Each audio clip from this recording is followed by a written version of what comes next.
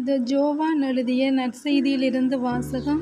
அதிகாரம் 3, திருவசனங்கள் 13 தொடக்கம் 17 வரை. அக்காலத்தில் இயேசு நிக்கதேமிடம் கூறியது: விண்ணகத்திலிருந்து இறங்கி வந்துள்ள மானிட மகனைத் தவிர வேறு எவரும் விண்ணகத்திற்கு ஏறிச் சென்றதில்லை. பாலை நிலத்தில் மோசேயால் பாம்பு உயர்த்தப்பட்டது போல மானிட மகனும் உயர்த்தப்பட வேண்டும். அப்போது அவரிடம் நம்பிக்கை கொள்ளும் அனைவரும் நிலை வாழ்வு பெறுவர். தம் ஒரே மகன் மீது நம்பிக்கை கொள்ளும் எவரும் அழியாமல் நிலை வாழ்வு பெறும் பொருட்டு அந்த மகனையே அழிக்கும் அளவுக்கு கடவுள் உலகின் மேல் அன்பு கூர்ந்தார்.